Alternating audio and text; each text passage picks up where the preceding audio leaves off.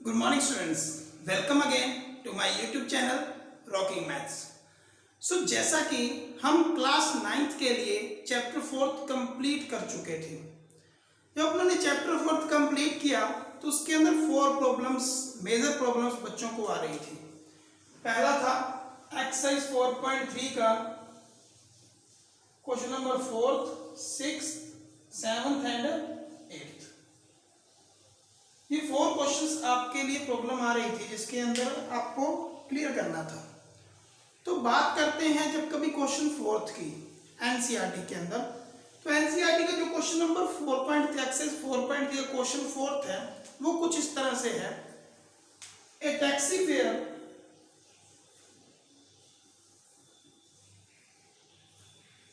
In a city consist 8 rupees for first kilometer and 5 rupees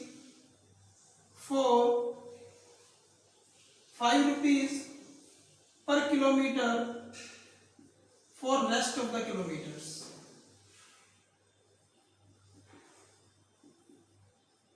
If total distance traveled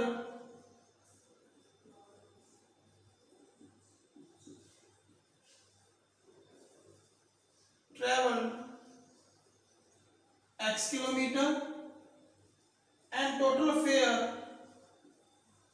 y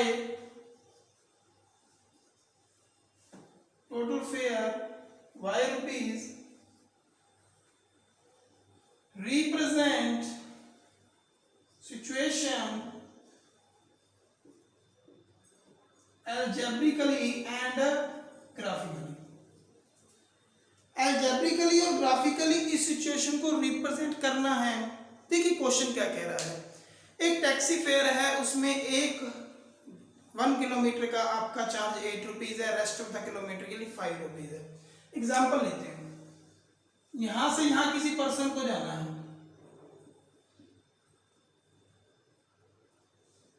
suppose करते हैं 30 kilometre है।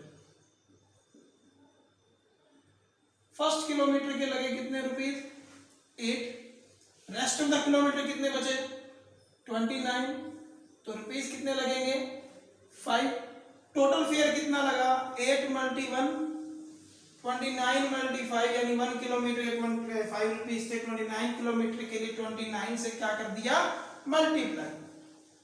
8 plus 29 multi 5 कितना हो जाएगा 145, कितना आया बेटा 153।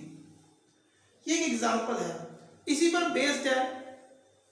तो अपने पास सपोज करते हैं यहां से यहां जाने के लिए डिस्टेंस कितनी थी x, जैसा कि दिया हुआ है। फर्स्ट किलोमीटर के कितने रुपीज लिए 8, so rest of the kilometres कितने बच गए, x में से 1 गया, कितना बच गया x माइनस 1। यहां रुपीज कितने ले रहे हैं वो 5। टोटल फेयर कितना आया 8 मल्टी 1 5 x माइनस 1, और टोटल फेयर कितना दे रखा है बेटे y। सो 8 plus 5x minus 5 equal y, 5x plus 3 equal y। ये ग्राफ आ गई एल्जेब्रिकली सॉल्यूशन। अब इसका ग्राफिकली सॉल्यूशन करेंगे तो क्या रहेगा, तो इक्वेशन आ गई y इक्वल 5x प्लस 3। तो ग्राफिकली सॉल्यूशन में क्या है, वही सेम चीज है। फर्स्ट ऑफ ऑल x को क्या लेट करेंगे 0, फिर लेट करेंगे 1, फिर लेट करेंगे 2, 3 सॉल्यूशंस आएंगे। कार्टेशियन प्लेन पे पॉइंट्स प्लॉट करेंगे, कुछ इस तरह से वैल्यू ग्राफ निकल जाएगा। सेम ये जो आप पहले ग्राफ करते हैं वैसे ही ग्राफ करना है। तो आगे चलते हैं बेटे। तो अब बात करते हैं क्वेश्चन नंबर 6 की। 6 क्वेश्चन को ध्यान से देखिएगा। वो कहता है if work done is directly proportional to distance. वो कहता है 6th क्वेश्चन में work done is directly proportional to distance. Directly proportional का मतलब क्या होता है? साइन प्रोपोर्शनलिटी का ये होता है। डायरेक्टली प्रोपोर्शनल का मतलब क्या होता है? लास्ट ईयर करवाया जाता है 8th में। तो डायरेक्ट वेरिएशन इनवर्स वेरिएशन वही डायरेक्टली प्रोपोर्शनल है। सो डायरेक्टली प्रोपोर्शनल का मतलब क्या हुआ? अगर एक चीज इंक्रीज होगी तो सेकंड भी इंक्रीज होगी, अगर ये डिक्रीज होगी तो सेकंड भी डिक्रीज होगी। इनवर्स का मतलब होता है अगर एक चीज इंक्रीज होगी तो सेकंड क्या होगी? डिक्रीज होगी। तो ये डायरेक्टली प्रोपोर्शनल है। इट मींस अगर वर्क डन इंक्रीज होगा तो डिस्टेंस इंक्रीज होगी, वर्क डन डिक्रीज होगा तो डायरेक्ट डिस्टेंस भी डिक्रीज होगी। तो इनवर्सली का साइन क्या होता है? Work done proportional to 1/d, ये होगा इनवर्सली। इनवर्सली के लिए वैल्यू को रिवर्स कर देंगे, रेसिप्रोकल कर देंगे एक्चुअल में। तो बात करते हैं, चलो ये तो अपने नहीं है, एक एग्जांपल दिए सिर्फ आपको। अब प्रोपोर्शनलिटी हटाने के लिए कुछ ना कुछ कांस्टेंट लगाना पड़ता है, तब कभी क्या होता है? प्रोपोर्शनलिटी हट के इक्वल का साइन आता है। तो उसने कांस्टेंट क्या दे रखा है? फोर्स दे रखा है। और आप क्वेश्चन जब पढ़ेंगे तो फोर्स की वैल्यू दे रखी है 5 यूनिट्स।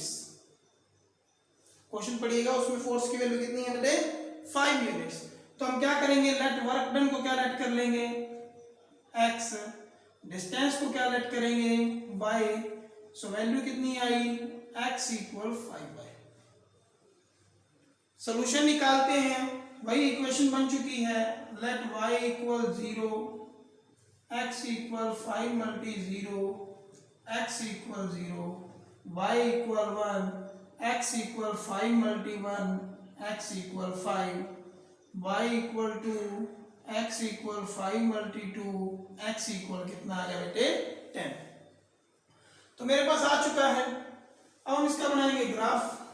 सॉल्यूशन निकलने के बाद क्या बनाते हैं? अपने ग्राफ बनाते हैं। तो ये तो आ रहा है 1 2 3 4 लाइक दैट। ये आ रहा है 5 10 15 20। ये y था, ये x था, ये x डैश है और ये क्या है बेटे? y dash. ओरिजिन -1 -2 -5 -10 -15 चलता रहा। अब पॉइंट प्लॉट करेंगे y0 x0।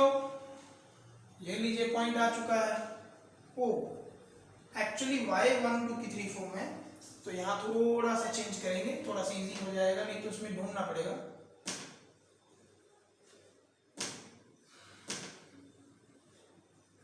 तो y कितना है यहाँ पे? 1 2 3 4 -1 -2 -3 5 10 15 20 -5 -10।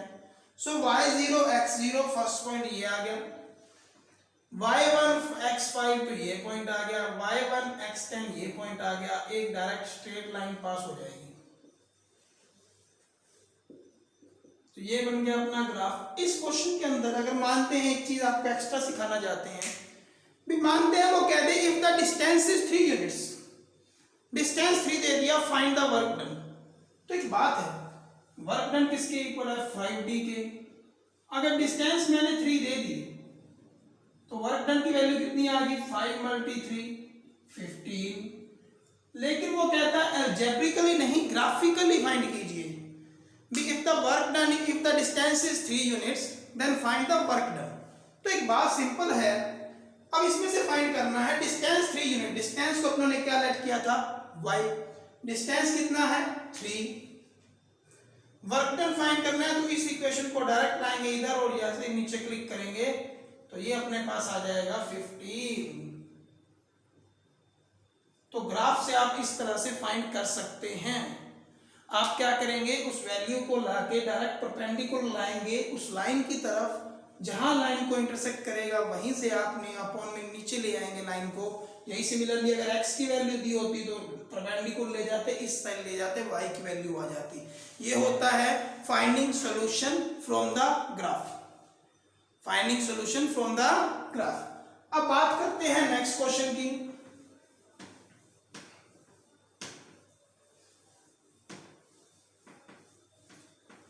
नेक्स्ट क्वेश्चन है 7th क्वेश्चन। ये बड़ा इजी है। वो कहता है there are 2 persons Reema and Seema, मानते हैं कोई भी नाम हो सकता है एक्चुअल में। Both contributes 100 rupees in A fund. अब एक फंड के अंदर उन्होंने 100 रुपीज दोनों ने मिलके कर दिए, यानी रीमा प्लस सीमा कितना कंट्रीब्यूट किया, 100 रुपीज। बात खत्म। रीमा कितने कंट्रीब्यूट कर रही है, x, सीमा कितने कंट्रीब्यूट कर रही है, y, x plus y equal 100। आगे आप इसका ग्राफ बना सकते हैं। क्वेश्चन नंबर 8 सबसे इंपॉर्टेंट क्वेश्चन।